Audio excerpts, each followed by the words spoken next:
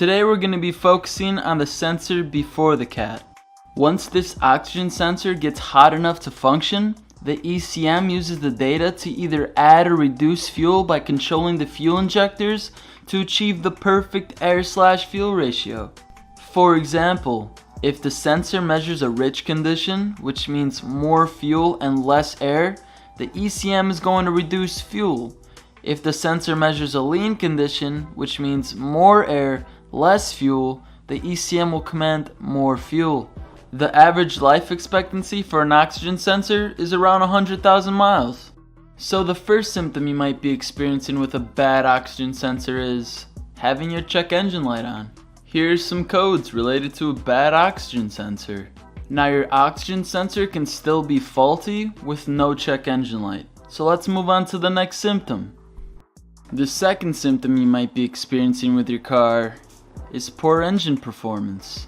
The better your car can come to a perfect burn, the better performance it will have. Now if you have a faulty oxygen sensor, it could be sending a false rich or lean condition to the ECM. The ECM will then try to fix the problem that doesn't exist by adding more or less fuel, messing up the air/fuel ratio. This can be the reason why your car has been sluggish. This leads me to my third symptom, a rough idle. Since the ECM is getting faulty oxygen data from the sensor, it messes up the air/fuel ratio in combustion. This, as we know, will result in poor combustion efficiency, which explains why your car is shaking when you're parked or at a red light. The fourth symptom you might be experiencing with your car is having poor gas mileage.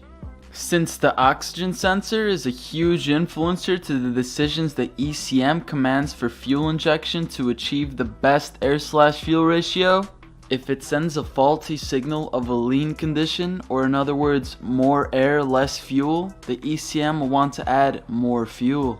This unneeded extra fuel is the reason why you have to stop by the gas station more often.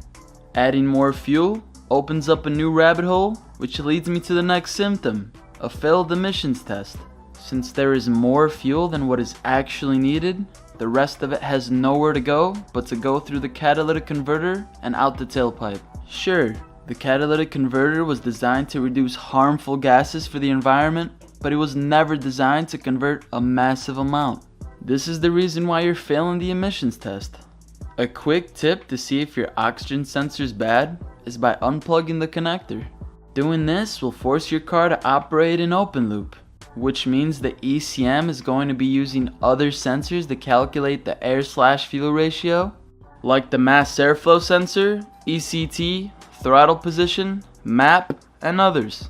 If you see your car running better after doing so, it's probably time for a new oxygen sensor. If you